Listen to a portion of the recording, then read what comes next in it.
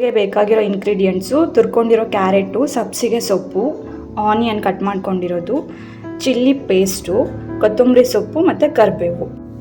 ಒಗ್ಗರಣೆಗೆ ಸ್ವಲ್ಪ ಜೀರಿಗೆ ಹಾಕ್ಕೊಂಡಿದ್ದೀವಿ. ಅದಾದಮೇಲೆ ಸ್ವಲ್ಪ ಕಡಲೆಬೇಳೆ,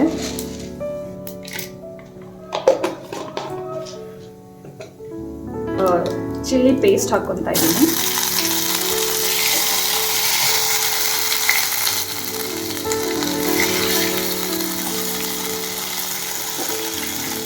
ಇವಾಗ ಆನಿಯನ್ ಹಾಕ್ಕೊತಾ ಇದ್ದೀನಿ.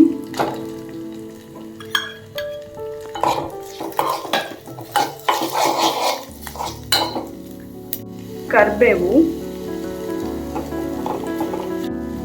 ಇವಾಗ ಕ್ಯಾರೆಟ್ ತುರ್ಕೊಂಡಿರೋದಿದೆಲ್ಲ ಅದು ಹಾಕ್ತಾ ಇದ್ದೀನಿ. ತುಂಬ ಡೀಪ್ ಫ್ರೈ ಮಾಡೋದೇನು ಬೇಡ, ಸ್ವಲ್ಪ ಫ್ರೈ ಮಾಡಿಕೊಂಡ್ರೆ ಸಾಕಾಗುತ್ತೆ. ಕಟ್ ಮಾಡ್ಕೊಂಡಿರೋ ಸಬ್ಸಿಗೆ ಸೊಪ್ಪು, ಕೊತ್ತಂಬರಿ ಸೊಪ್ಪು ಕಟ್ ಮಾಡ್ಕೊಂಡಿರೋದು, ನೆನೆಸಿ ರುಬ್ಕೊಂಡಿರೋ ಹಿಟ್ಟು ಆಲ್ರೆಡಿ ರೆಡಿ ಇದೆ. ಸೊ ಅದಕ್ಕೆ ಇವಾಗ ನಾವು ಮಾಡ್ಕೊಂಡಿರೋ ಒಗ್ಗರಣೆ ಏನಿದೆ ಅಲ್ಲ ಅದನ್ನ ಮಿಕ್ಸ್ ಮಾಡ್ಕೋಬೇಕಾಗುತ್ತೆ.